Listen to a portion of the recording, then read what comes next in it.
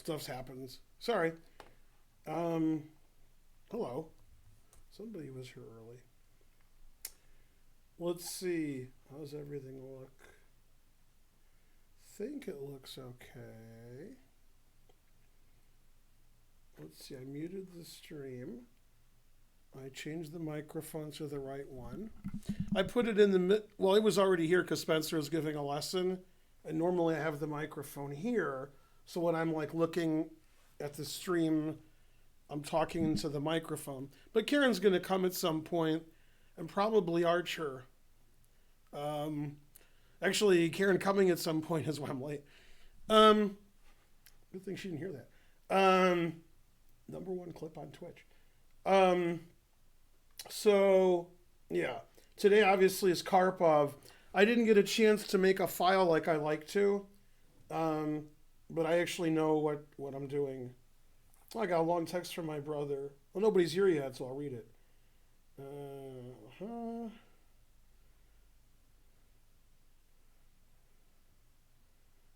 Uh-huh.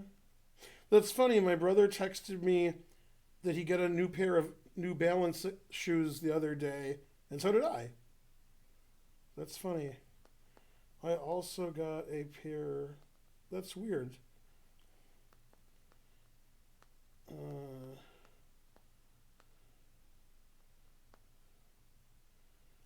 That's funny. Yeah, I have very wide feet, and when I was a kid, that was an issue.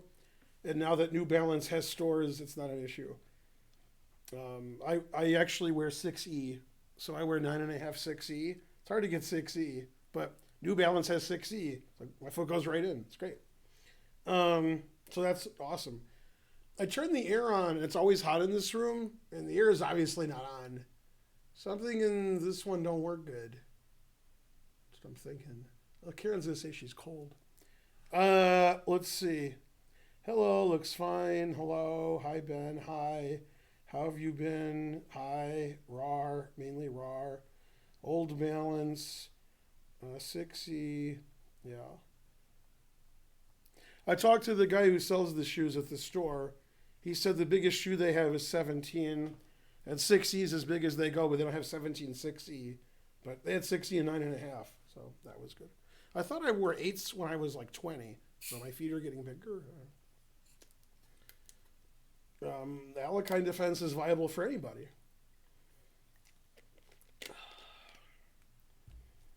Good luck. Sounds like Bob Schiffoni wrote that. Yay, Rufio 3D subscribed. I recommend subscribing, not because I want a lot of subscribers to make money, which I do, but I recommend it because then you won't watch commercials. So, anyway, thanks for donating a sub to Karen yesterday, because she had to watch commercials. Okay, so about 5 days ago, we analyzed Kasparov's attacking games. Then yesterday we did Fischer, and today's Karpov. And I have a few more left on the slab at my lab. I see you, Shiva, with anticipation.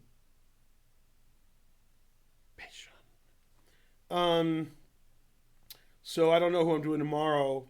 There's Smyslov, there's Tall, there's Morphy, there's etc. Yeah, maybe I'll do etc. Yeah.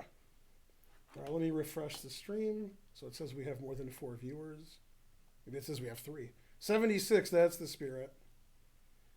One reasonable line from Three Stooges short. Audio is low level. No, the audio is normal. Turn your speakers up. Usually I have the microphone over here, so it's way over here because Karen's going to show up. So yeah, the audio is the same as it always is.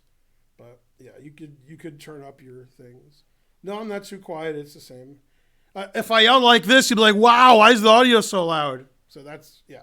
But I'm like over here, and usually the mic's right there. So when Karen shows up, if the mic was over here, you wouldn't hear her at all. Now you'll hear her a little bit. Yeah. Again, if the audio isn't good, you could turn up, have a child show you how to turn your sound up. Yeah. Right. Yeah. Anyway, yeah, we'll get back to the stream. and ignore people who have hearing issues. Okay, so this was very famous, especially when it happened, and now it seems irrelevant, but when it happened, it was pretty good. This was from the World Championship match, one of their many World Championship matches. This was from the first one in '84. Now, I was actually in Moscow in '84 in August. Yeah, and this was in October. And I was there at a chess seminar when I was 14. So, anyway, this is one of their games. Which game number was this? This is game 9. Yeah. I think this game gave Karpov a lead of 4-0 with 5 draws, if I remember correctly, which is a long time ago. Simoleons just gave me some simoleons. Oh, no, he just subscribed. Thank you. Yeah. All right. So this ending should probably be a draw, but white has a slight advantage because there's a lot of pawns here. I have to push Alt. There's a lot of pawns on white squares, and that favors white. Conversely, these pawns are on dark squares, which also favors white. So white's bishop is better than black's bishop. White's pawns are less vulnerable than black's pawns. And since white has the advantage, but it should be a draw, black wants to trade all the pawns off. And I tell my students, when you have a worse position in ending and you're trying to draw, if all the pawns are off the board, you're not going to lose. And there's situations where you'd even sacrifice a piece because your opponent has no pawns left. So if this position got down to bishop and knight versus bishop, or bishop and knight versus knight, and there's no pawns on the board, it's just a dead draw. Now there's 5 pawns each. Kasparov played the engine move, which is g5. Yeah. Steve is correct. Are you the police? That's right.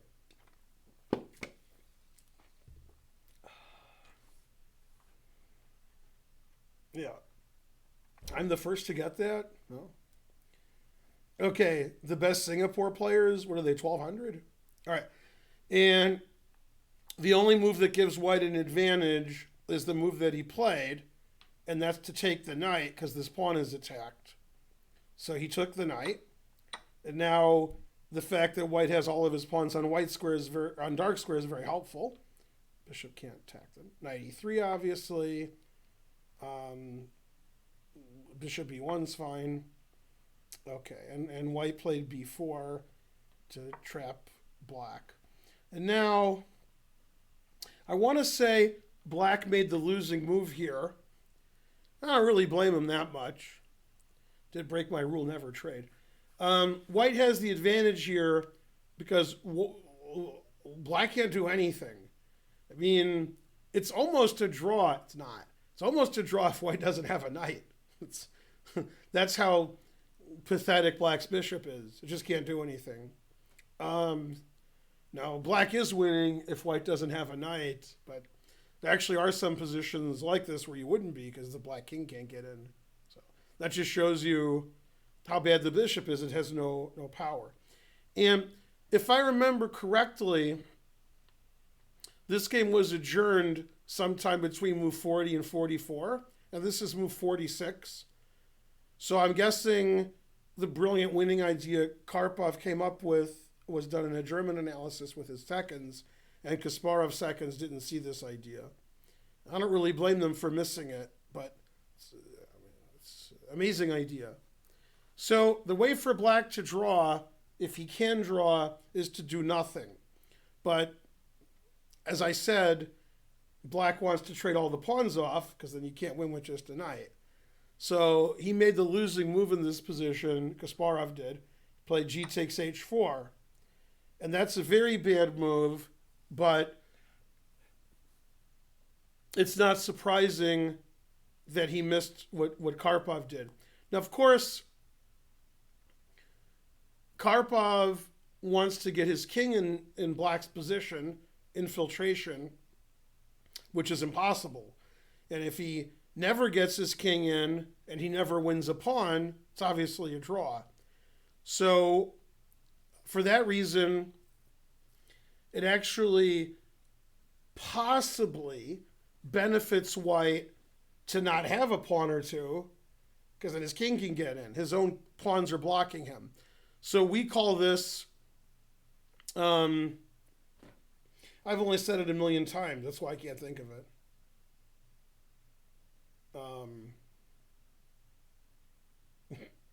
What? Trying to put me in the home. I've been talking about it a lot lately, too. It's like when Steinitz played d5 against Van Bardeleben. I know you guys are saying it in the chat, but I want to think of it on my own. Wow, I really can't think of it. That's what I've come to? Jeez. Well, it makes the stream last longer if I just sit here thinking.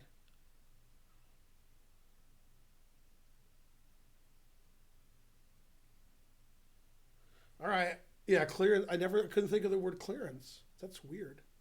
What's funny is I bought shoes the other day, as I mentioned earlier, and for reasons I don't understand, New Balance store had no tax weekend. And so I actually saved a lot of money on my shoes, $20, without knowing it. It was a clearance sacrifice. Okay, anyway, the obvious move is G takes H4. And in fact, the engine on chess.com, which is Stockfish 10 at depth 36, which sounds pretty good, says G takes H4 is just as good as the move Kasparov played, or Karpov played. Osamako has subscribed, thank you. Truth does hurt. And it's not true, though. The computer can't see 100 moves ahead, and it just knows that white's better because white potentially can win and black can't do anything. And G takes H4 is bad for two reasons. Obviously, Kasparov realized white's king could now get to F4, which it couldn't before because black had a pawn on G5. So he was expecting pawn takes, king G3, king F4, and he concluded probably in the German analysis that it didn't matter, that it was still a draw because white's king could go no further. And Karpov surprised him with knight G2, sacrificing a pawn because now not only does white have the F4 square, for his king, he now has the H4 square for his king because he's not going to have a pawn there. He's clearing the H4 square. So it's not a sacrifice. He's just not capturing the pawn to leave the H4 square open, which is amazing. And, well, now white's winning because white's king is going to get to H4. This pawn's a goner, and we infiltrate and we win. And then I can go to C5, and you got to defend all these pawns, and you can't. So obviously in the German analysis and in the game, Kasparov missed knight G2, which is an amazing move. But it's a clearance. You're clearing the H4 square for white's king. It doesn't really cost a pawn because the only way for black to win a pawn is to take, and white just gets his pawn back. So that pawn can't be saved. So white would like to trade those pawns. In this position, if I took back and you told white, hey, you could take these two pawns off the board, then white would, because then white's king can come in. Otherwise, he can't. So, just knight G2 is a great move. H3 doesn't queen, obviously, because the white king is stopping the H pawn. So, okay, so he took on G3. King takes G3. And white's coming in. Knight F4 winning the pawn. King H4 winning the pawn.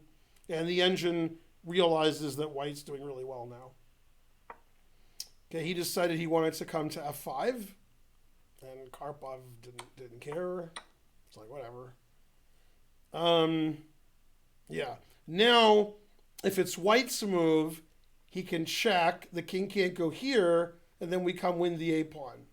It's indefensible. And also the D pawn. So black has to decide which one to defend, but it doesn't matter. So this is a crushing threat.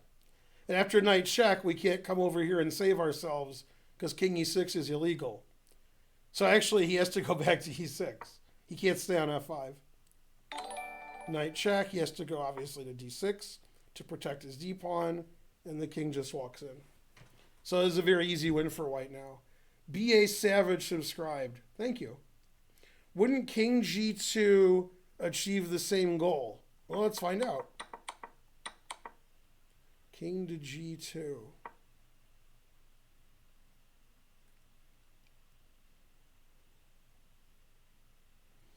It's funny because you can't play knight f4. Yeah, so the problem is in this position,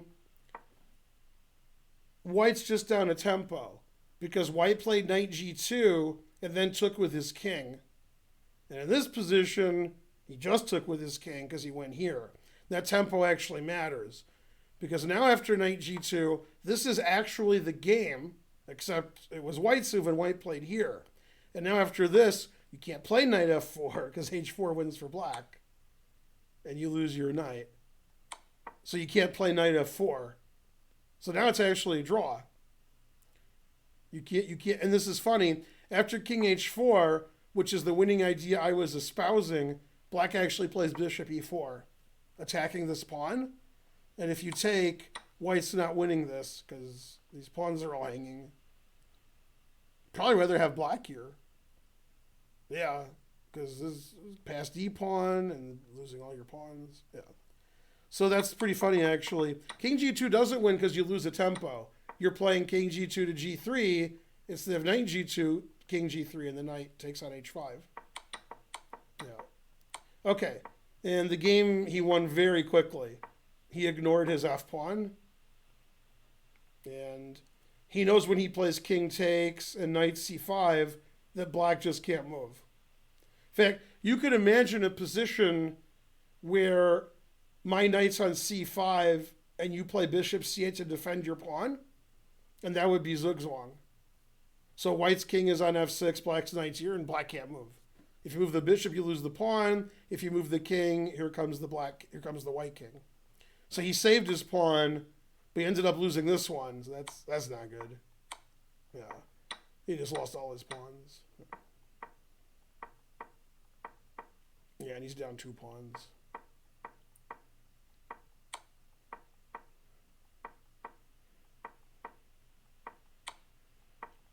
Three pawns. Yeah. And if you take this pawn, then I do this. So here he resigned. Yeah. And the engine says plus 61. But okay, the main point of the endgame is this position where he took on h4, expecting white to recapture, and white played knight g2, and white's king can infiltrate. What black needed to do was nothing. And by doing nothing, white can't play knight f4, and white can't play king f4. So even though in theory black wants to trade pawns, this actually lost the game for him because he gave up control of f4 and h4. White's king went to h4, white's knight went to f4. And I mean, if I was black here before seeing this game, I would never consider knight g2. Never. So I don't really blame him that much. So, yeah. Yeah. So, yeah, the truth hurts. Yeah, the problem with moving the king and not moving the knight is I can play bishop g6 defending my pawn. And then you'll never win. You can't do anything.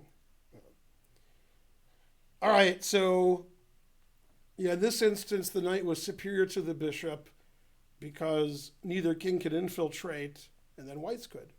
And black's bishop couldn't attack anything. The position was totally blocked. Normally, with pawns on both sides, the bishop is superior, but here the black king can't get in. So, this game played before the 3-move repetition rule was made? Well, no such rule exists, and no. 3-move repetition rule. Well, you're making up rules, so I've never heard that before. You spelled repetition wrong also. All right, so other than making up rules and spelling them wrong, that was good. All right, this guy spells separated correctly. That's pretty good. Yeah, it's draw by reputation. Yeah. No, the three move. Well, it's not three moves.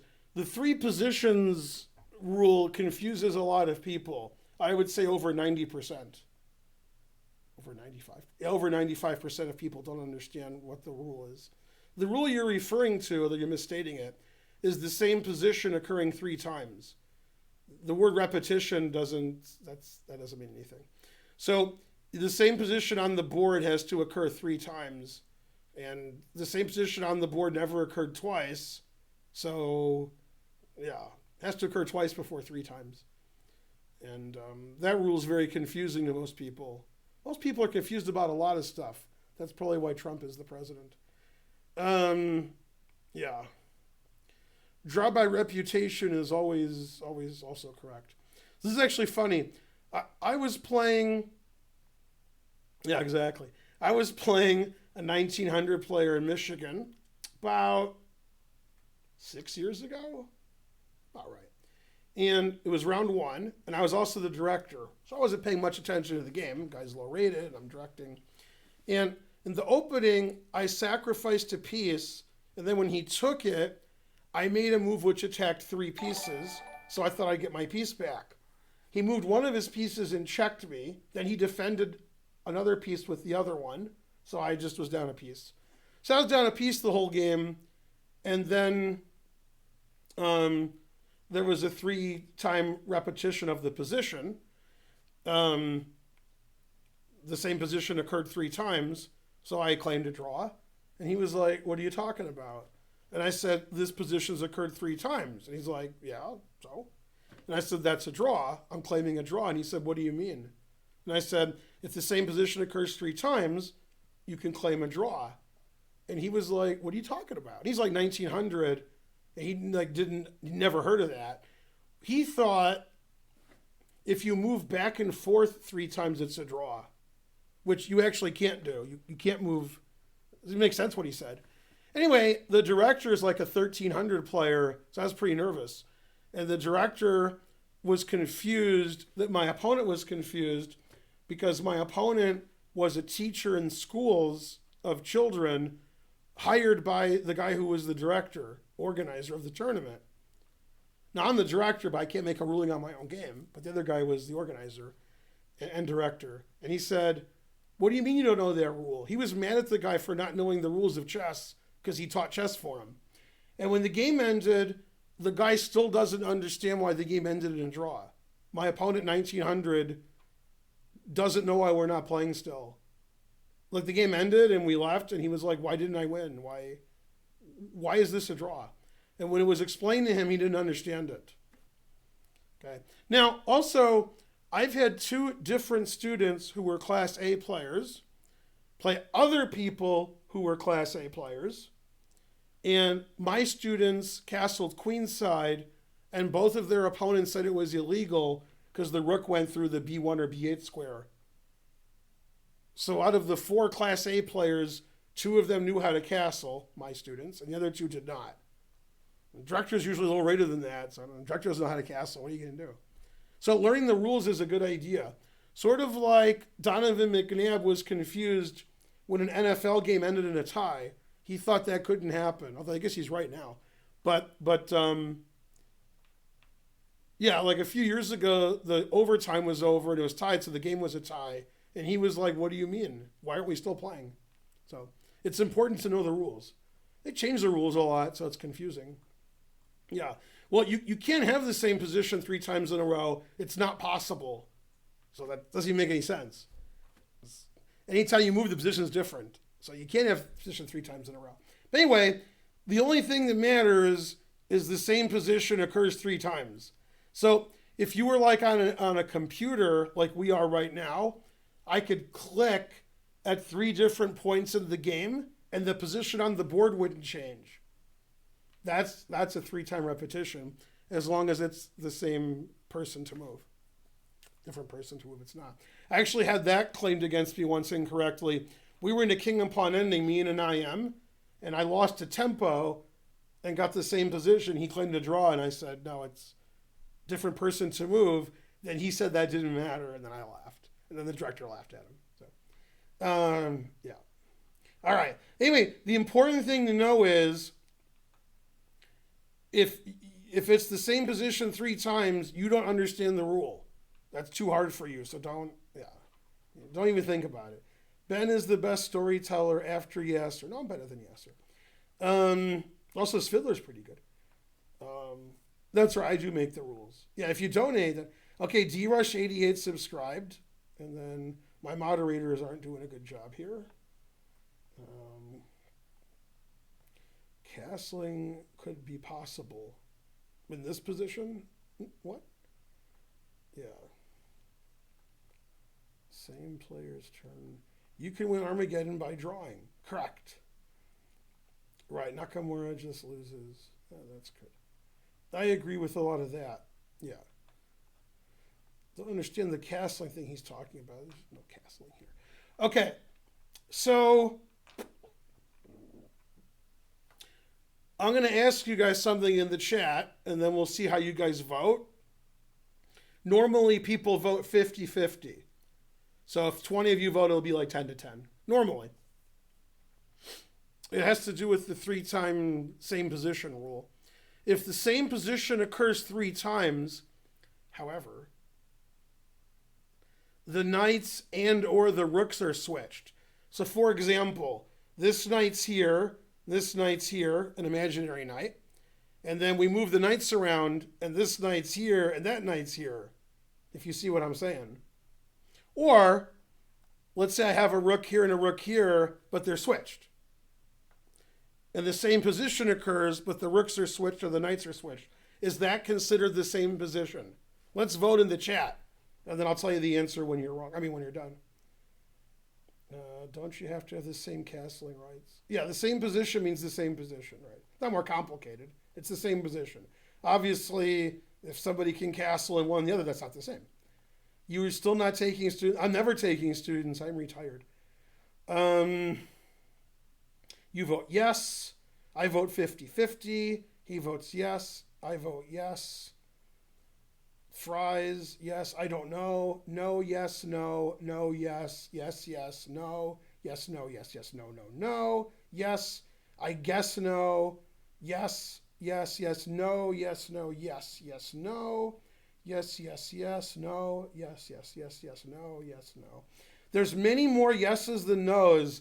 There's plenty of no's. In fact, now there's a lot of no's. No, no, wow. It wasn't 50-50, but it was close. It was about 50-50. Yeah.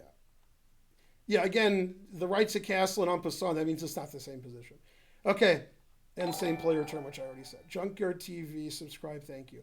All right, the correct answer is, it is yes. If the rook switched or the knight switched, that doesn't matter. It's still the same position. Okay. Obviously, if you can castle in one, not the other, that's not the same position. That's different. And en passant and so forth.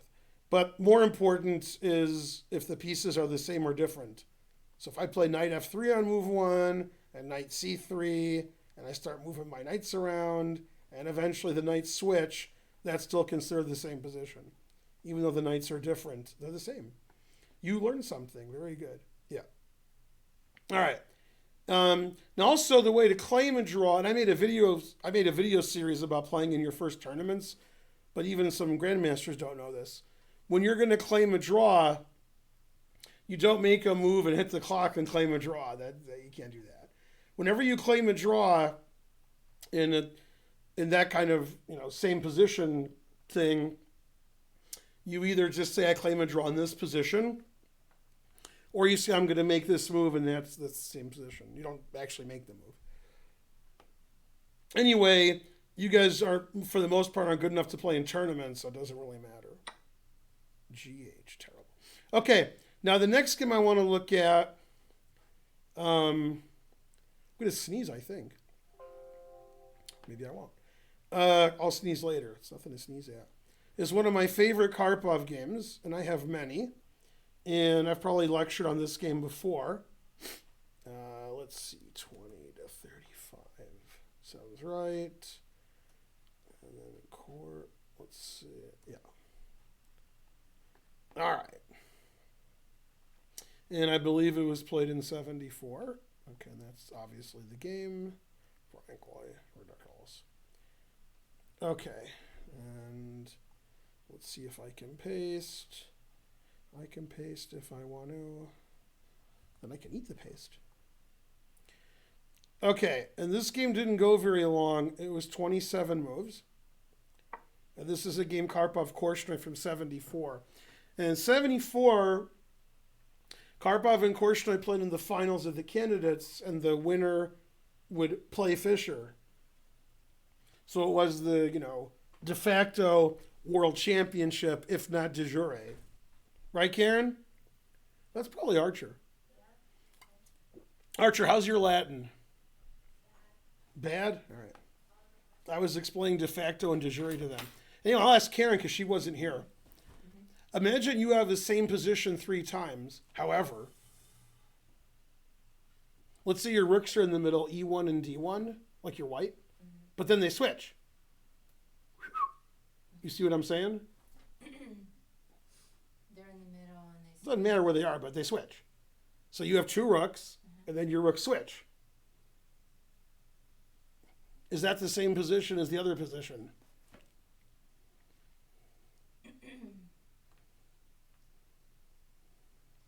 It's a philosophical question. How are they switching?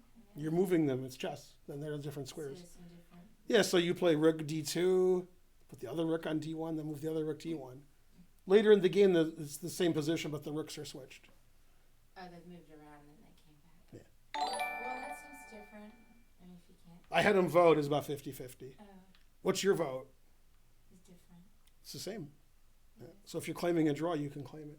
Interactive chess is rating with a party of 5. It's very philosophical whether they're the same or not. But yeah, they're considered the same, so you can claim a draw. I thought you meant earlier they were like if you mess it up where you couldn't castle or something. I know what you meant. What? So the rook switched. Okay. What if my knight shapeshifts into a bishop? Say no to drugs. Shouldn't you be donating $9.99? What are you doing texting stuff? 5 bits from MC Jurgle. I'm not calling him McJurgle because he gave 5 bits. Yeah. All right. Yeah, we got a raid of 5 people. Boo. Computers would say no, and draw would be allowed. I'm not even sure what that means. Go, Karen. Soon. Okay. Yeah. All right, back to the stream. 256 viewers a do. So Korchnoi is black against Karpov, and they played a Dragon Sicilian. Okay. And in fact, if your name is trying to learn, I'm not saying it is, then this is your favorite position ever. Okay. Now, if your name is John Fontaine, maybe not. But if it's trying to learn 1, 2, 3, 4, then you love this position. And it was funny when John was telling me about this, it was like a new discovery for him, because it was new for him. But this is the Yugoslav attack. It's been played for 1 billion years.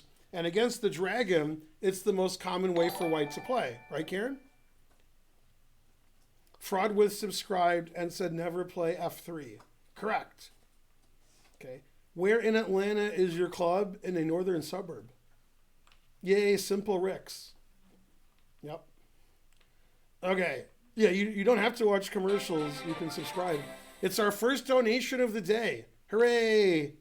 $9.99 from R.A. Kelly, the best R. Kelly I know. You said never play it. Correct. Okay. You love this position. All right, good. Okay, so Korchnoi, one of the finest players in all of Southeast Asia. Oh, wait a minute, that's Korchnoi. Okay, and one time Korchnoi was like, I'm not going to play in this tournament, and everything sucks, and I hate everybody. Roar! And I wrote a novel about it called Korchnoi's Complaint. Good thing Archer's not here. Yeah. Karen gets it. Right? Maybe. All right, good enough. Way over my head. I don't get it. All right. Once Upon a Time in America, that's like an average Tarantino film. It would be the best film for anybody else, but you know, Tarantino's films are all the best. So just it's average. Not enough fight scenes. Too much Brad Pitt taking his shirt off. too much, Sharon Tate showing her feet. But otherwise, it was good. Yeah. All right. Let's see. Nobody knows Portnoy's complaint? Oh. All right. That's why I'm a grandmaster debater. Anyway, do you like Ellen from that show? Spelled from wrong. I don't know. Yeah, when he threw Bruce Lee into the car, that was good, except they made Bruce Lee look like a jerk, which isn't my understanding of the situation. Yeah. All right. Yeah, go Margot Robbie. Right. All right. Anyway, back to the wall. Knight c6. Okay, now this position is critical in the dragon, and may I remind you, this game was played in 1974.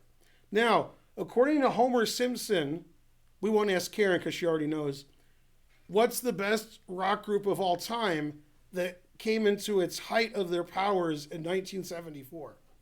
Trying to Learn just subscribed 18 months in a row. Nirvana? No. I said Homer Simpson. Come on. Beatles? Metallica? These are the worst answers ever. No, Kiss is Peter. That's not... Ugh. How can you guys not know? What's wrong with all of you? Wow, they really don't know? Man, I thought they'd all be saying the right answer. Why you guys don't know anything? Chopin's correct. No, I said Chopin. He's probably kidding.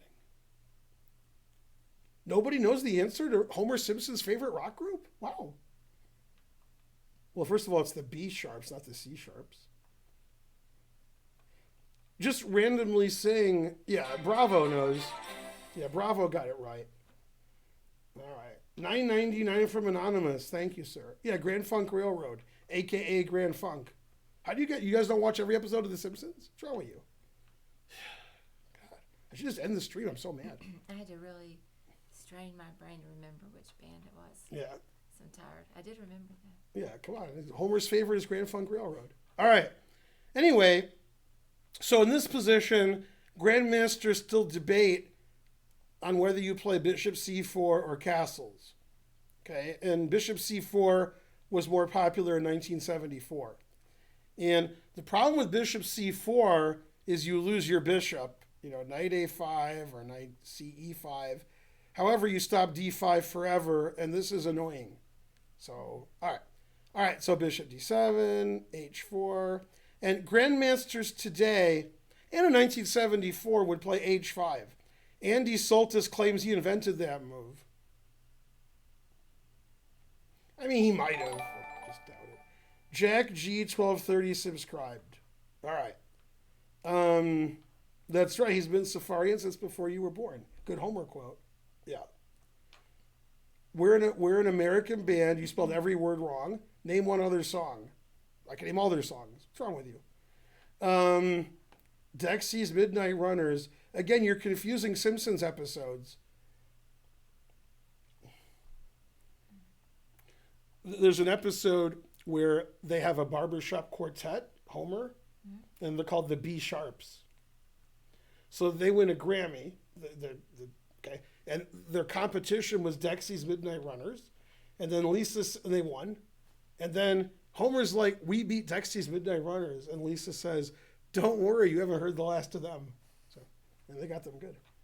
Okay, I was almost tenured at Brown. Very good. That's a good quote, too. I'm your captain. Very good. Quoting the song. Yeah. All right. Anyway, that's your favorite group? Who? The one we're talking about Sharps? nonstop? No. No, Grand Funk. No, they're all right. Yeah. All right. Ugh. God, everybody. Yeah, that's right. Homer Simpson, that's right. Who's Lucas Timmons quoting? Homer Simpson wrecks my pig, Cypress Hill steals my orchestra, and Sonic Youth's in my cooler. Who's he quoting? Peter Frampton. And remember, don't trust anybody over 30. And now, ladies and gentlemen, it's time for Peter Frampton. That's a great episode. They're having like a Lollapalooza, but they're calling it something else. And so those are the groups: Cypress Hill, Peter Frampton, Sonic Youth, etc. Smashing Pumpkins. And Homer goes on before them, and they shoot a cannonball into his stomach. And then that's his shtick. Then they show the music. So then when he's introduced, the guy says, and now it's time for a guy who encapsulates everything about rock and roll, except the music, Homer Simpson. Then the doctor says you can't get shot in the stomach with cannonballs anymore. It's like, you got to stop doing that. Yeah. Is there a Simpsons movie? Yeah, of course there is. I saw the Simpsons movie in St. Louis when I lived in Ann Arbor. But I taught a chess camp there many years ago. I'm going to say 13 years ago. And I saw it at the grand opening in Chesterfield. Yeah. Did you see the Simpsons movie? They moved to Alaska. They're sort of kicked out of Springfield. Yeah. Modest Funk Light Rail. Pearl Harbor. Baby on Board. Something, something. Burt Ward. Hey, this song writes itself. Homer Palooza. Music and chess, except the music, right. The competent drum work of Don Brewer. I don't think he said competent. What did he say? Maybe he said that. Rick Farner, Don Brewer. He might have said competent. The episode's a long time ago. Yeah. All right. Simpsons or Seinfeld? Oh, they're both good. You should play Mario Maker 2. What am I, Spencer? Okay. Mel Shocker, very good. All right, anyway, back to the game. H5 is what they play now. That stops White from playing H5. You agree? Yeah. So he played Rook C8. And this is the last chance to play H5. That would transpose into hundreds and hundreds of Grandmaster games played today. He played the old move, which they don't play a lot because of this game. And H5. Okay, so White's attack is coming first. And obviously White wants to give all kinds of checkmates. But Karpov normally plays with safety first. And he doesn't want to allow counterplay. Obviously, if you play bishop a6, you're weakening the defense of d4. So you're allowing things like knight takes e4. Also, there's many rook takes c3 exchange sacrifices in the air. If White takes with a b pawn, that's not good. Takes with the queen, then he's lined up with the bishop. So Karpov plays knight de2. That defends his knight, stopping the exchange sack. It gets the knight off of here. And sometimes we can even play e5 because we have an attack on the d line. Okay, and then after queen a5, now we're ready for bishop h6 because this is pretty well defended.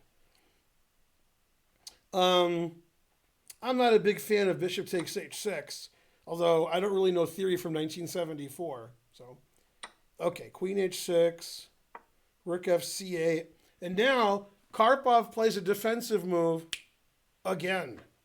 Okay, and of course, all of you in the audience are like foaming at the mouth. Okay, say no to drugs. And you're like, rawr, attack, and so forth. Rawr, I'm mad. Well, if you play g5, I can play knight h5. And if you take on h7, I can take your queen. However, black's going to start attacking on the c file and a2 and so forth. So Karpov just played rook d3 and said, well, I'm defending everything. You have no attack. And then Korchnoi said, no talking. All right. Rook c5 for obvious reasons. Okay, White wants to push all these pawns, attacking the knight, and then give mate. And Korchnoi's like, no, I'm defending that. Okay, you can't do anything. Now at this point, he didn't say you can't do Vishwa nothing because Anand was only like 4 or 5 years old, so he wasn't really worried about that. Okay, now you know something's gone wrong, as in the game Bakro Anand, when Bakro played rook e1, preventing queen e2, and then Anand played queen e2. That's when you know something's wrong, right? And this is the same thing. When he played rook c5, he said, ha, I'm stopping g5, and Karpov played g5. That's when you know things have gone awry, right? If you don't believe me, you can ask the Kaiser. You got that one? What? Does that mean yeah? Okay, good. They didn't get it. What's going on? Well, you could spell Korchnoi any way you want. Obviously, it's Cyrillic, so you just translate from the Russian. Yeah. All right. So Korchnoi is like, well, I stopped g5. What's going on? Now, there's a tactic you've never heard of called interference, right? Like you're looking at the board, and then I do that. That's interference, right? Okay. So you see how the queen's protecting the rook because I said so? Well, you could put something between the queen and the rook, and then the queen's not defending the rook, right? So he played rook to d5. You can't take with a knight because you get checkmated. You agree. Okay. Well, you can't allow rook takes queen, or rook takes rook, or queen takes rook. So you have to play rook takes. You have to. Okay. Knight takes. Now, again, I said it before, I'll say it again. You can't play knight takes because it's the same mate, right? Okay. However, white's threatening knight takes pawn check, winning the rook. That's pretty annoying. Okay, so he played rook e8. All right. Now, if you think you can take and then mate, you can't. If you take and try to mate, the king runs away. Right? All right. So Karpov played knight ef4. He's got a lot of knights who can come attack. Ribka Shredder just subscribed. Wow. Okay. Man, this is tough for black because there's a lot of knights coming in here to mate him. Man, harsh. Yeah. All right. Now, if it was white's move, white could play knight takes knight and then knight d5, or knight takes knight and then knight h5.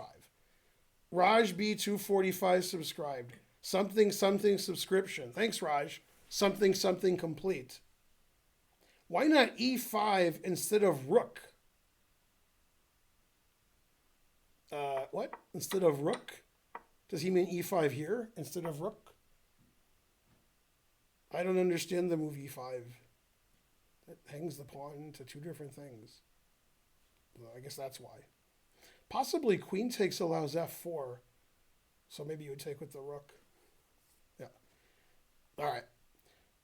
Anyway, back to the wall. Okay, and Korchnoi played bishop c6. Right, and now that guy who said, why not play e5? Now we're going to play e5. Okay, and the reason is we're cutting off the queen from this defense over here.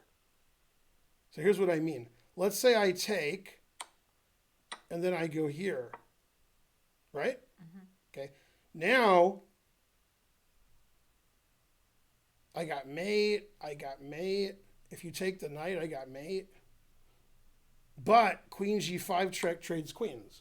That's check. And even though white wins the exchange, black has a lot of pawns. Actually, black's probably at least equal here. Black has a lot of pawns with the bishop and the rook. And Karpov didn't want Korchnoi to play queen g5 check. So like the previous caller, e5, blocking the queen from the king side. Right? And then you hear the computer getting mad at black. Yeah. See the numbers? Now, one thing that I teach when I teach chess is, when I don't teach chess and I teach like backgammon, I don't talk about this. So when you castle opposite sides, and I've given opposite side lectures before, and this is a good example. I show this game. Sometimes both sides are attacking and it's exciting for the audience. But sometimes one side's attacking and the other side's defending. Do you see black attacking white's king? No. So that means one guy's attacking and one guy's defending. That's good for the attacking. Okay. Now white's threatening everything. He plays bishop takes, which is the only move. Let's just take the pawn and see what happens, right? Now we take the knight and play knight h5. Remember when he played queen g5 check? Now it's illegal. Now you're getting mated. Yeah, so Korchnoi didn't like that. So after e5, he took the knight. He took the knight, threatening mate. Right? Gotta take care. Okay, check, check. And now he resigned because if you go here, the only legal move, I trade check, and then I skewer. Yeah. So after queen takes check, he resigned. So black never got any attack that game at all, and white was attacking and blockading the fourth rank, g5, e5. Brilliant tactics from Karpov, not considered a brilliant attacking player, but sometimes you got to attack. What's funny about this game is, if black was not in check, black's always in check, then black would play checkmate. Rook e1 check, queen takes mate. So you gotta be careful, guy can mate you. But he's always in check, so he's losing. Now, that game was important because, as you all know, they don't know, the match ended with a +1 score for Karpov, 3 wins to 2. So if Korchnoi had won that match, then Fischer wouldn't have played Korchnoi, and then Korchnoi would be world champion. But instead he didn't play Karpov. Yeah. Now what's funny is people have a lot of discussion throughout the years of, Fischer didn't play Karpov because blah, blah, blah, blah, blah. All right. When Fischer beat Spassky in 72, right, then Fischer said, I will be an active world champion. Maybe he meant like he's going to go to the gym. Fischer never played a game after that. Never. He didn't play any tournaments in 72, 73, 74. He didn't play at all. So then they're like, oh, if only Karpov had played him. And I'm like, well, Fischer wasn't playing anybody. So it wasn't surprising Fischer didn't play Karpov, since Fischer didn't play chess at all. So it's ridiculous. Can you guys imagine if somebody was the world champion, let's say Carlsen, and he didn't play for 3 years? You'd be beside yourself, right? There'd be 2 of you. Okay, but that's what Fischer did. Okay, and then they invented the television station Fox News just so they could say Fischer was crazy like Fox News. That was the reason it was invented. All right, back to whatever this is. Naka's worst tournament losses. This is terrible. Okay, that was just awful reading the chat. Okay, now what's your favorite Karpov game? We could look at that.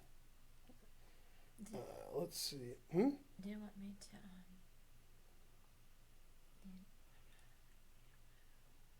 Oh, you want to move? Yeah, let's move. Let's move her on over. I can come back.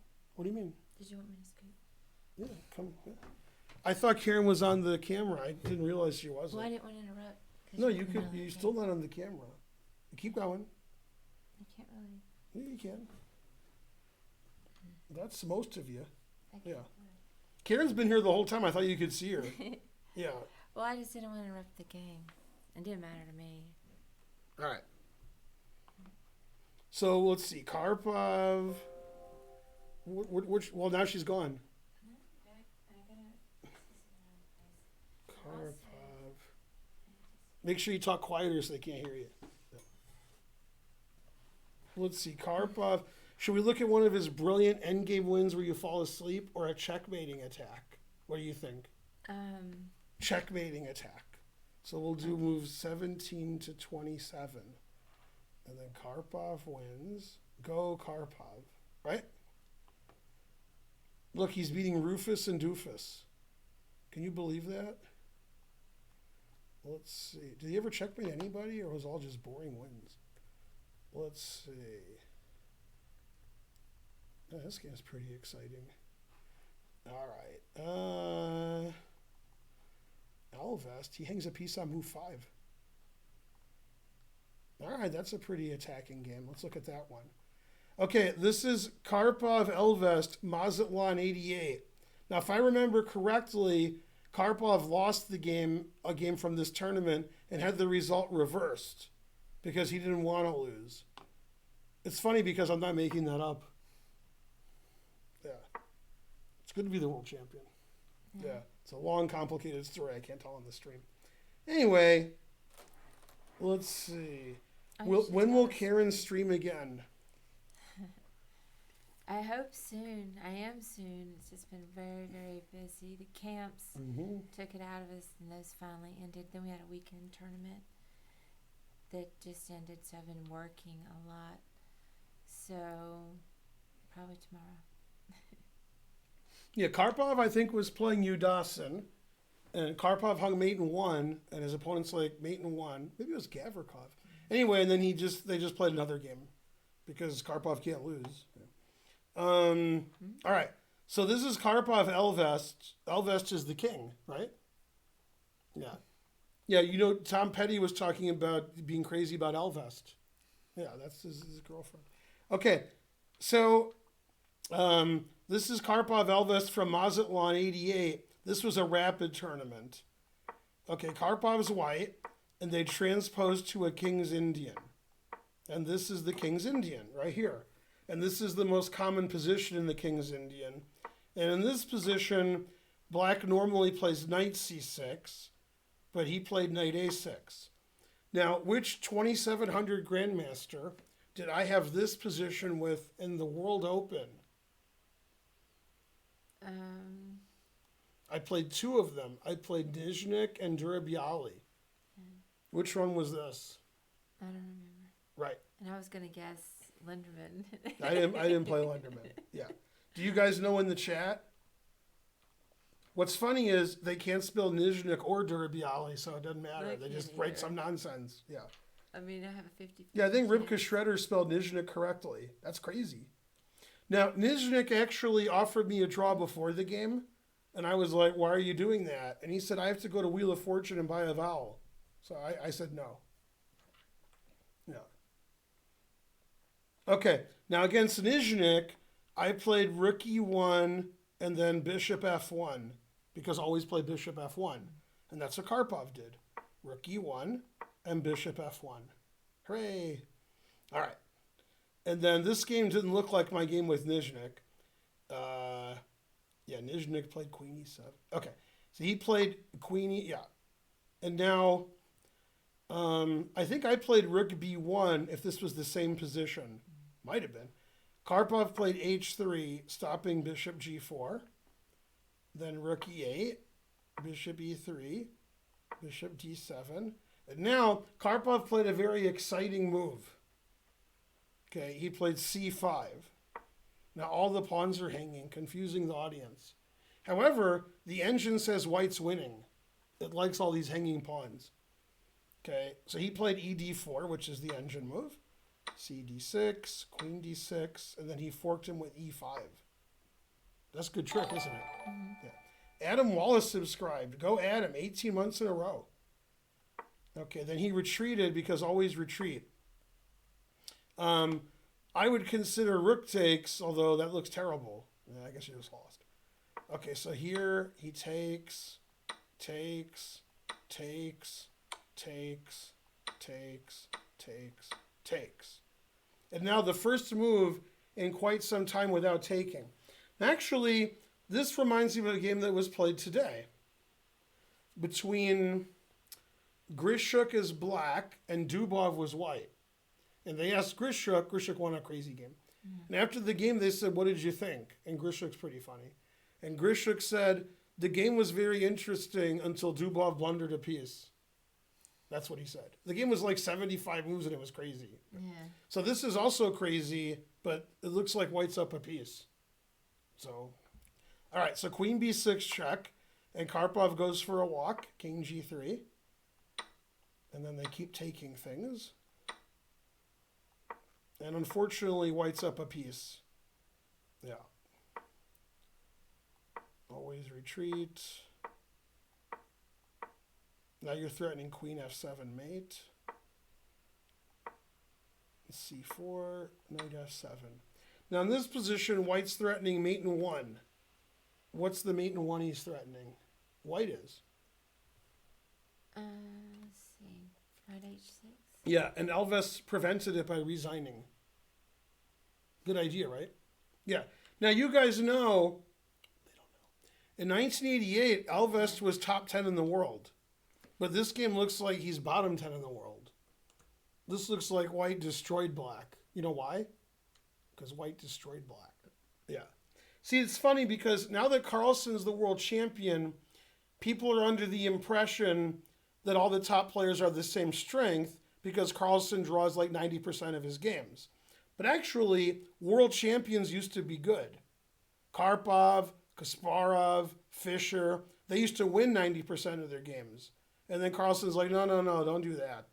No, they'll expect that. So instead, draw, every game's a draw, and then everybody's happy, right?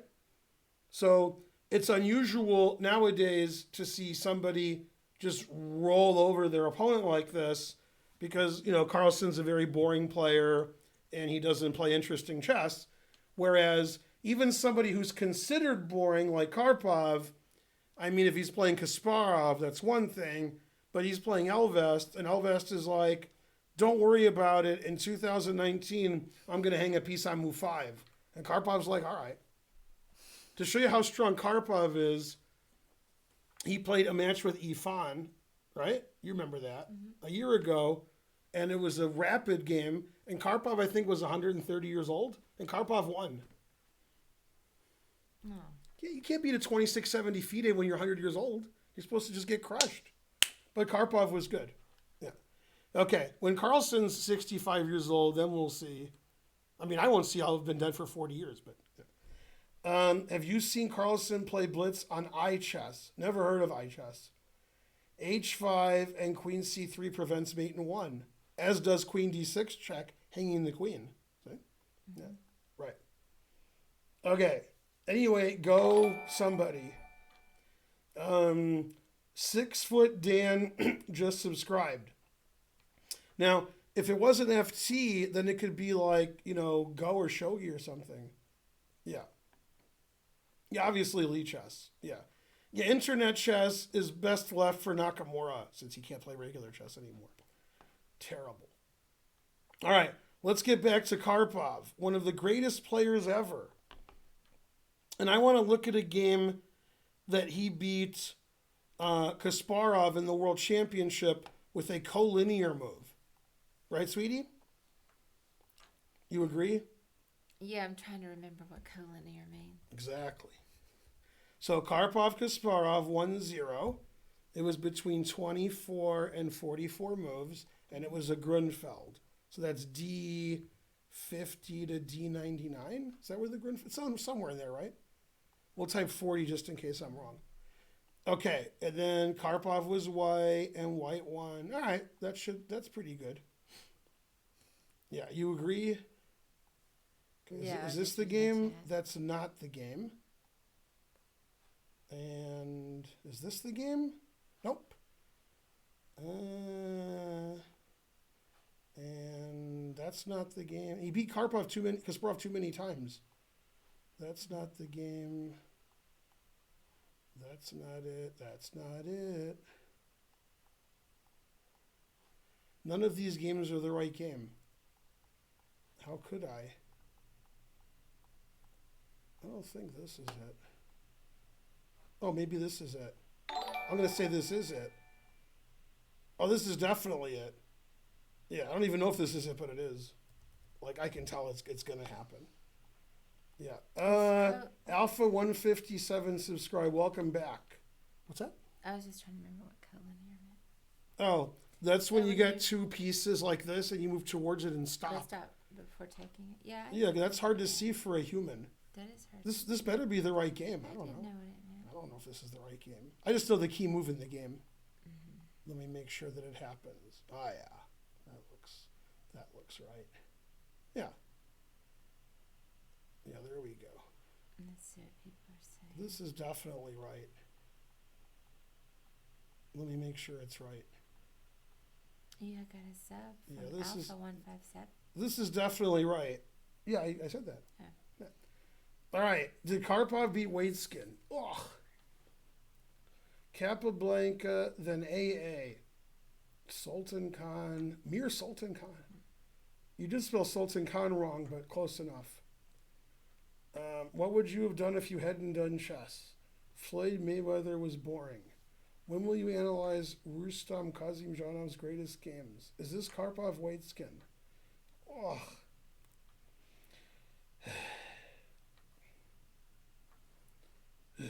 Okay. Anyway, this is one of the many Grunfeld games that Karpov beat Kasparov. So it's a Grunfeld, right? That's your favorite opening. Okay. And they played the main line where you get a big center. Let's see, when was this game played? What match was this? This was 1990, which was played in New York and Lyon. Yeah. My brother went to that match. He went to the New York part. When I was at the U.S. Chess School, I asked the kids, there's a poster on the wall, like we have posters, and it says New York 1990, Karpov, Kasparov. And I said to the kids, what was the other city that was played? And they just started crying. And then I said, it's in France, and they cried more. And I said Lyon, and they just stared at me. Like, what? I was like, all right. Okay. Those kids knew a lot about chess. All right. So bishop e3, which is being played now. There's many ways for white to play. This bishop is pretty good. So Karpov gets those pieces out of the way. Queen d2. And now the rook is going to move. That way the rook's not on the diagonal with the bishop, so we can play d5 later. Okay. And he plays knight g5, which is a weird move. He doesn't want his knight being captured. And when he attacks the bishop, he doesn't want the bishop going back here. So knight g5 is a weird move. So the bishop didn't go back there. Then he plays rook b1, getting off this diagonal. Maybe take the pawn, maybe play d5. Then he goes back to f3, and everybody's happy. Okay, typical Grunfeld position. Okay, and now Kasparov makes the losing move. Too weakening, too aggressive. Now, I'll get back to you on this later. Remember I said that. Okay? Kasparov played b5. What square does that weaken? What was that b pawn defending, but now it's not? C6 and A6. C6 and A6. Here, C6 is important because I can play D5, and then later I could put a knight, a bishop, a rook, or a queen there. So B5 is actually a target for white, and it weakens the C6 square. And people are like, what does that mean? Karpov can't go to C6. You're crazy. Well, maybe. Okay, bishop G5. Rook C1. Takes. Now you notice the pawn's hanging because I said so, right? So he should play E6, but instead he played rook E8. Rook C1 attacking the queen. D5. I told you the C6. See? You see how you can't take the rook because he moved it. Yeah. Knight C4. Knight D2. That knight's too good. Karpov's like, move that knight. Okay, and Kasparov doesn't understand the never trade clause, so he trades. Right, and this is why I like this game a lot, is because of this move. And I gave you a million hints before and during the game. What move did white play here? Everything I said was a hint to what the answer was. I can't give you more hints. I'm not going to know. I was listening for hints.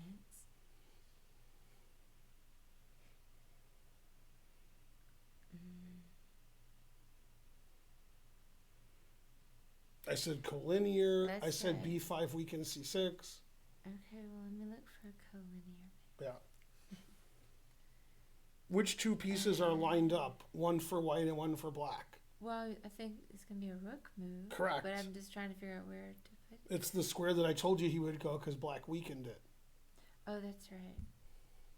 So rook c6. Right. But And obviously, when Kasparov traded on D2 and played rook C8, he didn't see rook C6.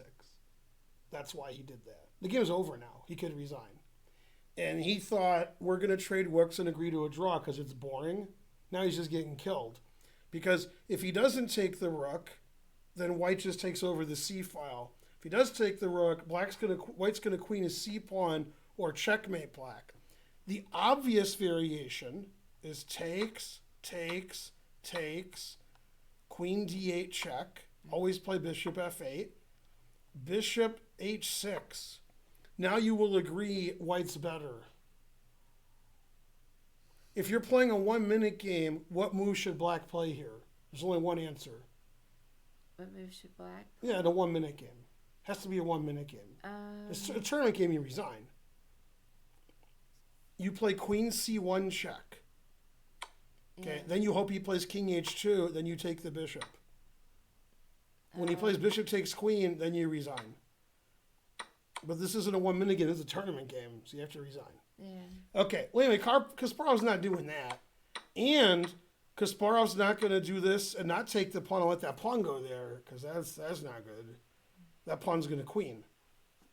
Okay, see the engine? It resigns. Now, when Kasparov played knight takes d2, bishop takes d2, rook c8, he didn't see rook c6. If he did, he wouldn't have played rook c8. He wouldn't have done this. Because now I dominate this file, I'll get a pass. He can't move now. And the engine just says white's winning. Now, unfortunately for Kasparov, white is strategically winning. That's the best kind of winning for Karpov. If you were playing a tactician and they were strategically winning, they wouldn't care. But Karpov likes to like grind, like make you suffocate. So that's the wrong guy to do this against. Okay, so Kasparov played the best move. Bishop c3, attacking the bishop. If you trade the bishops, you can't move. Here comes this passed pawn, and you dominate. So he played bishop b8, always retreat. Queen d4, threatening mate everywhere, right? Mm-hmm. Yeah. Never play f6. Bishop a5, dang. Now if you take the rook on c6 to win a pawn, queen d8 check wins your bishop, as in the following variation. You see what I'm saying? Okay, so bishop a5, queen c3, threatening the rook. a3, making sure he can't move. g3, he's so mean. Look how black can't move anything. See, his queen can't move, he can't move anything. Karpov's mean. Bishop e5. Rawr. Look how mean Karpov is. So material's equal because I said so, right? Mm-hmm. What's the computer say? Well, that's +4. Yeah, I mean, no, he didn't win any material. See how good his queen is? No, yeah. So he didn't see rook c6, then he got him, right? That's the collinear move, yeah. Bishop a1, and it turns out Joy Bray was playing the game, so she made a queen and she won. Complicated joke there. Okay, bishop f4, wants to play rook c7, so he does. Queen d8, setting up for the next game. d6. I'll hold you. You scared? I'm here for you. Well, what does the computer say? Well, it's still churning, but +6.5. That's pretty good when material's equal and you're +6.5. Mm-hmm. That shows you who the better player is. Now, if you play somebody, let's say you're playing D-Pro, and D-Pro hangs a queen, and you take his queen, then you win. Doesn't mean you're a better player. It could be he's a better player, but he hung his queen, right? Mm-hmm. If you're playing somebody and it's move 37 and nobody hung any material and you're up 6, guess who the better player is? You. So Karpov's a better player than Kasparov, especially, in the early years. But Kasparov was better at calculating and tricking him and having opening preparation and tactics. And then Karpov was a lot older than Kasparov, so eventually too old. But you can see what's going on here. Ow.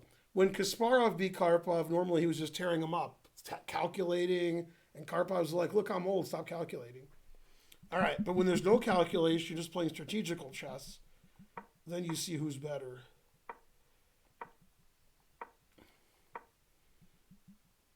And then they got to the time control, right? So then he resigned because they got to the time control. And then you see what the evaluation is. Yeah, this pawn on d7 is good. I used to call that the Kramnik passed pawn because you always got to pass d pawn in the Grunfeld. Yeah. Hi, Ben. Hi, Karen. Hello. Hey, Jim. Setting up for the next game. Ben won't acknowledge Alexander Ayokin because he can't pronounce Alexander. Damn. All right. Good job, Murphy. Yeah. Alekhine was a good alcoholic and a good Nazi, but not a good chess player. He was good at avoiding Capablanca. And even though they like Alekhine, right, because they don't really know anything about chess, they don't realize when he played in chess tournaments where Lasker and Capablanca were playing, Alekhine never won a tournament. Never. You imagine if there were players like Karpov, Kasparov, Anand, and it turned out that Karpov never won a tournament Kasparov played in? Ridiculous, right? Mm-hmm. Yeah, that's Alekhine. Never won a tournament that Capablanca and Lasker played in. Anyway, but he was really good at avoiding Capablanca. So he's one of the best at that. He's great at it. And so when he won the match against Capablanca said, let's play again. He said, no, I'm going to play these guys you never heard of. And then he lost to one of them. Do you know who he lost to? No. Exactly. So you're saying he was afraid of a rematch? Oh, yeah. No, that's well known, yeah. He would have got crushed. He lost to Irva. You know who that is? No. Correct. Then you know what Irva did? Gave him a rematch, and then Alekhine won. Yeah. They like Alekhine because he sacked all his pieces. Then he would lie about it and say he saw everything. Oh, yeah, I saw the variations. So he was good at lying and avoiding Capablanca.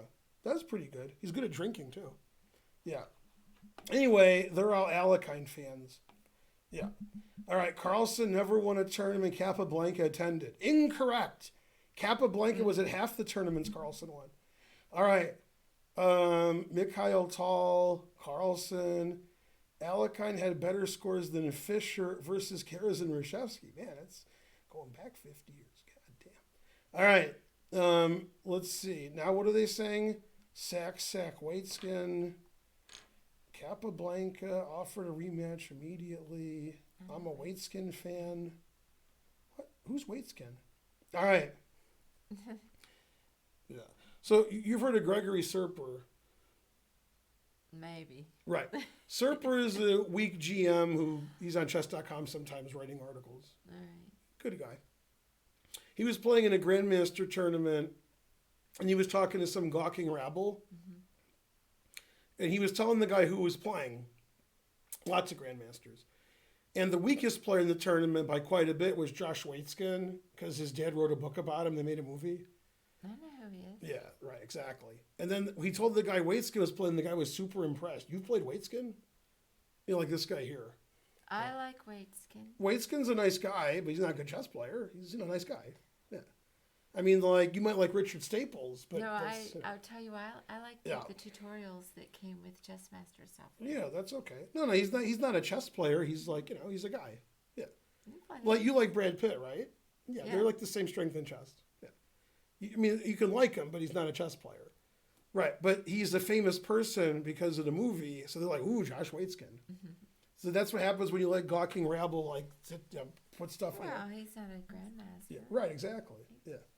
Anyway, yeah. What's his strength? He's 2,400 on a good day. He's like the same strength as that guy that came here. That won the tournament? Yeah. He's like the same strength as that guy. Yeah. That's what he's an IN. He's some guy, and they never heard of that guy. That's for sure. You know why?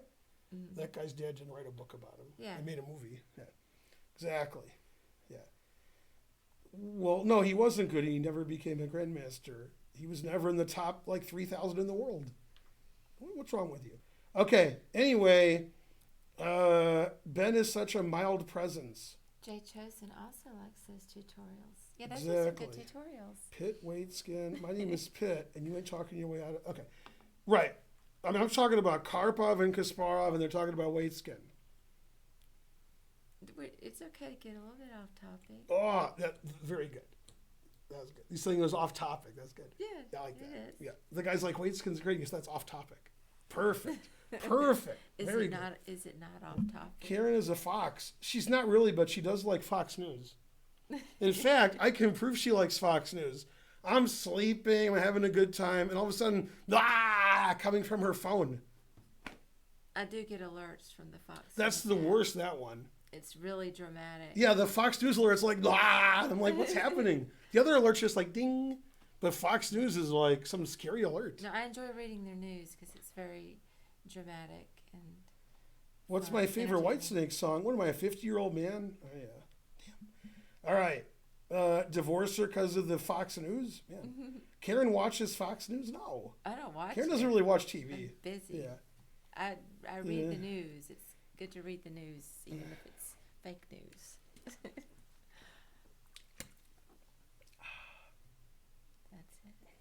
How come what's his name isn't saying anything? Who? Adam Wallace. Is he on here? He subscribed 18 hey. months in a row. Hey, Adam. Yeah, he and Trying to Learn 18 months in a row. Where'd Anybody he go? else 18 months in a row, or just Adam and Trying to Learn? Maybe he just has it on in the background. That's possible. Yeah. He's a busy guy. Yeah. I mean, maybe Karen likes to look at hot women, so she turns on Fox News. I don't know. Maybe. Yeah. Adam Wallace, Ben is calling you the local hero. One month in a row. Well, that's good. Yeah. Karen has her own stream. Well, I mean, you can watch BBC if you want to see real news. Yeah. So, anyway, we have 300 viewers. Somehow, Chesbro has more viewers than me. That doesn't make any sense. Stephen Hawking is still walking. Isn't he dead? Stephen Hawking dead? We just talked about this. I think he died, didn't he? I think so. Yeah. Yeah. He was always sort of dead, but now, yeah. All right. So we'll do one more Karpov game. We can't seem to get that straight. I'm pretty sure he's dead. Even when he was alive, he was dead. Not really alive anyway. MC Hawking, if you want to learn about entropy. Okay, let's do a game where Karpov's black, right? Sure. Karpov. Oh, I know. It is sad Jay Chosen. We're not laughing because he's dead. It's just. It's not sad. All right, 20 to 30 moves. Sad. No, it doesn't matter at all. Okay, so, yeah, let's do that. Look at Karpov beating these guys whose names you can't pronounce. That's pretty good, right? Ooh, Portish Karpov 77. I don't like that game. Larson Karpov 80. I don't like that game. Oh yeah, this is a famous game actually. By the way, if you look in here, see that picture of Yasser? Look at that, right? Yeah, exactly. Yeah. Bachelor of the Month. I don't think that's a good picture of him. That is him. I mean, you can't. I know. I'm just saying it's not a good picture. He probably thought it was good. Okay, this is a famous game between Seirawan and Karpov. When you think of Karpov, you like boring and falling asleep and Niels Bohr. But when he plays Seirawan, he's like, oh boy, a free point. So then, sacking a piece, and because Seirawan's king is running around. What? And it's from a boring opening, too. Chess pause, try wearing tank tops and playing rave music. Ooh, that's smart. Wait, what are we seeing? Nothing there, talk about how stupid the chess pros are. They're wearing tank tops? Probably. Can we see Esther's photo? No. Okay. So, this is Seirawan Karpov, in case Mike Kummer watches. And this is from what year? Let's see. This is from 82. And this was in Hamburg. Okay, so they played a Queen's Gambit declined. I have white in this position a lot. Okay. Now here, any good player plays E3, but Yasser's white. So he played Rook C1. He's trying to avoid playing E3 because he doesn't want to develop his bishop and castle. Okay, so he played B6, trying to transpose into a Tautokawa Makagondov, right? Mm-hmm. Right. And he trades everything and shows why he didn't play E3. Take, take, take, take, take, take. Now, in this position, if I was white, I would have already played E3, and now I'd move my bishop off F1 and I'd castle. But Seirawan doesn't want to play he wants to play G3 and fianchetto his bishop and then castle. Mm-hmm. That way his bishop's on the diagonal. So he plays G3. Now the problem is your king's in the center here. You're not castling. And so Karpov plays Rook E8. And he says, I'm going to play bishop A6 that you can't play bishop g2 and castle because your e-pawn's not defended. So Seirawan says, no. Rook c3, and I'll play rook e3. And this is what we call artificial. Well, you don't play rook c3 in the opening when your king's on e1. Terrible. Okay, the computer already prefers black. Knight a6, developing his knight. And now he can play c5, and the knight defends it. And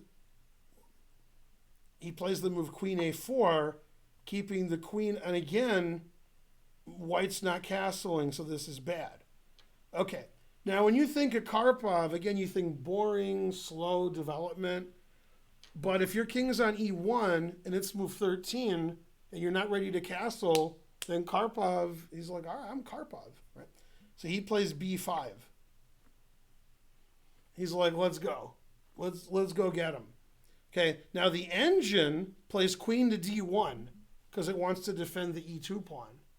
Okay, but queen d1 doesn't look like it makes any sense. So he plays queen to a5, keeping his queen on all these things. And that's a very bad move. That's probably the losing move.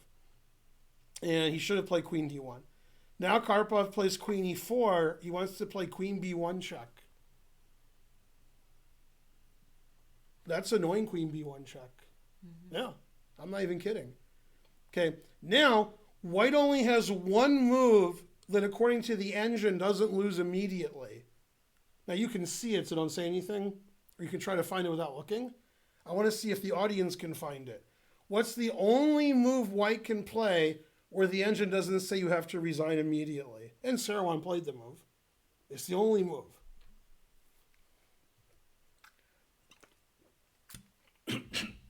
I'm dying over here. Several people said rook c1. That hangs the knight on f3.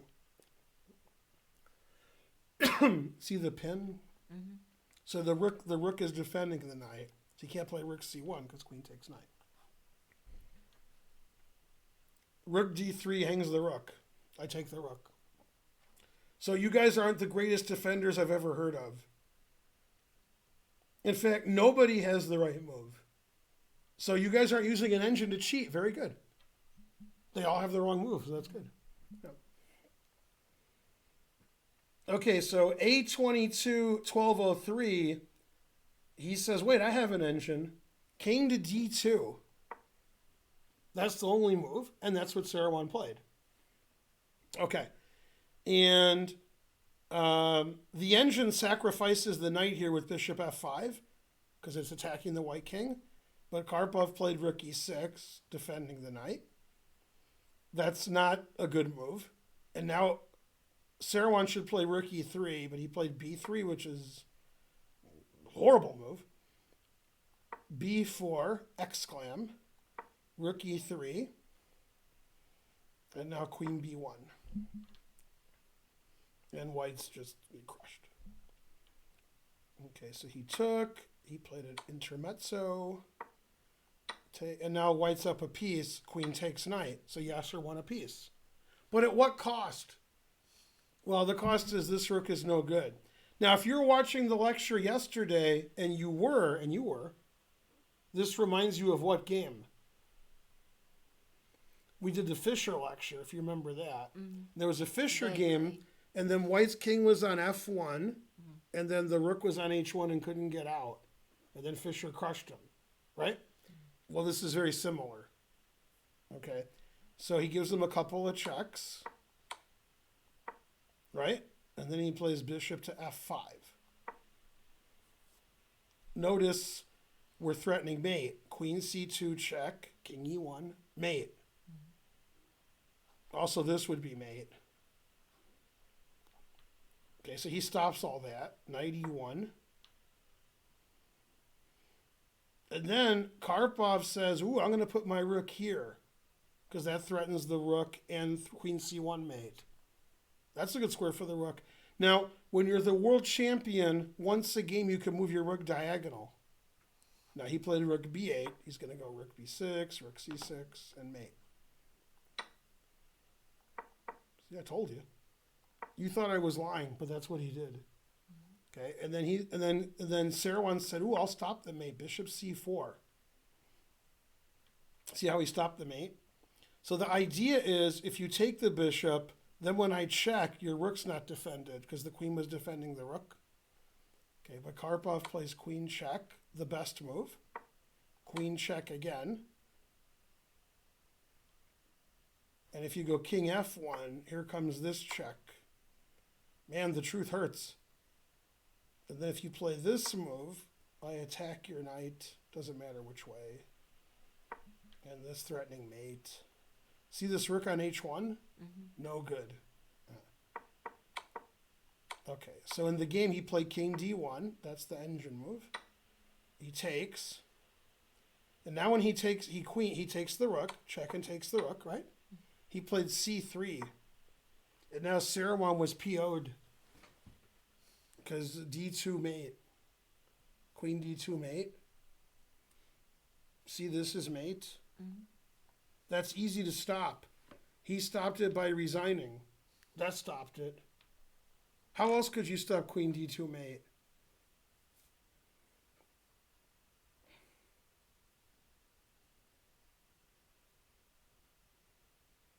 Exactly. Yeah. Knight f3 is the gawking rabbles move. And now everything is mate. This is the quickest mate. That's the quickest. 2 moves. But there were 3 move mates also. And obviously c2 wins and queen c2 wins. Bishop d3 is like a Ben Finegold move. Because now the guy can't move and you're threatening queen b1 mate and queen a1 mate. That's like mean. Yeah. All right, so this was the final position. Now, when you think of Karpov, you don't think like sack the rook and play for mate, right? But again, when it's a mismatch and one player's better than another, you can just roll over him because you're Karpov. Karpov's Karpov. I mean, what do you do? Yeah. Exactly. I hear a noise. Archer. Oh, yeah. Does Archer want to come on It sounded stream? like it was us. Yeah, let me see. Hang on Yeah. a second. Also, I'd like to point out, when I got here, I turned the air on. This air's never been on. So probably have to call HVAC guys. I don't think that works. It's always much hotter in this room than the other rooms. Always. Yeah. I blame society. Okay. Yeah. I want to play Finegold. Oh, why isn't Drulzy 18 banned? Why are they still allowed to chat on my thing? I don't understand. Yeah. Didn't see the bishop. It's the only piece black has. Yeah. So Yasser resigned after c3. Yeah. He doesn't want to get up because he's tired. What? I was tired before he was born. Right. All right. So that was the Karpov lecture. Karpov won a lot of endgames. He won a lot of attacking games. He won a lot. As I've pointed out on previous streams, and then I hear crickets because I have a hearing issue. If Kasparov was never born, you got that? Yeah. Karpov would be world champion forever. Nobody was anywhere near as good as Karpov between 85 and 95, and that's when Kasparov was the world champion. So, because Karpov would have been world champion 75 to 95 if Kasparov wasn't born. And he'd be considered the greatest player of all time. But instead, since Kasparov was winning and drawing matches against him and was higher rated, Karpov was a lot older. Mm-hmm. Then people are like, oh, Kasparov's great and Fischer's great. Karpov's no good. Now, obviously, I'm not a big Carlsen fan. They all think Carlsen's the greatest player who ever lived. Okay? Because, they don't know anything. And obviously, I put Morphy, Kasparov, and Fischer ahead of Carlsen, but I also put Karpov ahead. And, man, it's great that we lived in an era where Karpov and Kasparov played so many games because they're 2 of the greatest players who ever lived. And so that's, the games were great. Especially when you're, like, watching them live, like when they were in their prime. You didn't know what was going to happen. You didn't know who the favorite was. So even though the match between Fabi and Magnus was 12 draws, most of the people in the world thought Magnus was the better player, right? You thought Magnus, you just hoped that Fabi would win, but that Magnus is always higher rated and better. When Karpov played Kasparov, man, I mean, as you know, in 1984, when they played their first match that went 50 games and they stopped, after 9 games, right, Karpov was up 4 wins and 5 draws. That seems like he was the better player. But as time went on, Kasparov got better and Karpov got older. So, yeah. Obviously, they didn't play each other in their primes because they're 12 years apart in age. Karpov born in 51, Kasparov in 63. And now that Kasparov is old, when he decides to make his random comebacks in St. Louis, ugh. I mean, horrible. Like 200 points worse than he was. It's terrible. Man, tough being old. All right, back to the Carlsen lovers. Carlsen's the greatest. Seirawan, not only, man, you spelled everything wrong. You spelled Seirawan wrong. You spelled beat wrong. Seirawan did beat Karpov and Kasparov. Now, of course, you remember the game Seirawan beat Kasparov in the Olympiad in Dubai in 86. Oh, wait, you're the wrong wife. All right. First wife played in that Olympiad for the U.S. Oh, she did? Yeah, she actually got 9 out of 13. The rest of the U.S. women, they got like 9 out of 100. God, I think she was the last board, so she got the easiest. Yeah. That wasn't a good Olympiad for the U.S. women. But the U.S. beat Russia in 86, which was a huge upset. And the reason they won, Kasparov had a better ending against Seirawan, and if they drew, then the match was a tie. And Kasparov was like, well, I got to beat Seirawan. Then he lost. Yeah, actually, you guys don't know this, but I've talked to Seirawan about it. Seirawan thought he lost on time. He thought he lost. And then the arbiter said, no, you made the right number of moves. They weren't keeping score because they had no time. Then he said, oh, I made the time control then because I was losing. So, yeah, that was a funny end of the game. Yeah. It was a Bishop G5 Grunfeld, and they traded everything, and it was a really boring game. But Kasparov pressed too hard at the end. So, yeah. Ben is the right wife. Ben doesn't know his left from his wife. Yeah, I don't know. Is chess going to the Olympics? No. Girls were girls and men were men. That's from the song that we sing. We sung it once. Yeah. And then Karen sang at karaoke Saturday night or Friday night. I did. It wasn't very good. No, it was good. But since everybody else was so bad. I thought it was good. Yeah, that was good. Yeah. Anyway, we have 311 viewers. We could give them to Bartholomew, Botez, Naroditsky, or Chessbra. I would vote for Bartholomew. What do you vote for? Wait, let me... What are Bartholomew, Botez, Naroditsky, Chessbra. Okay, out of those, I would say Bartholomew, but can I just look That's what I said. And make sure that I don't have somebody? Mecking actually won 2 interzonals in a row. Then he went crazy and quit chess for 20 years saying he was sick. And now he's playing chess again. Mecking just played a tournament in South America. Yeah. Yeah, I would say Bartholomew. It's got to be Bartholomew. Yeah. Wait, I can't spell Bartholomew, so I can spell John. Bartholomew. Is that right? Where is Karen from? I'm from Alabama. Did I spell Bartholomew right? Let me see. John Bartholomew. Looks right. Yeah. All right. Which Simpsons character, their first name is Bartholomew? I don't know. Bart. Oh, really? Bartholomew J. Simpson. I never even thought about it. Yeah, Bart Simpson. I haven't seen that show in a million years. Yeah. By Darf. Looks like yes, or that picture. Anyway, go Karpov. Tomorrow, I'll either do Smyslov or Tal. We can vote on it, right? Okay. All right, and I'll give you a trick question. All right. Out of Botvinnik and Tal, whose first name was Mikhail? Tal. No. No? I'll give you one more guess. Are they both? Yeah. Yeah. It was a trick question. Yeah. Blah, blah, blah, blah, blah, blah.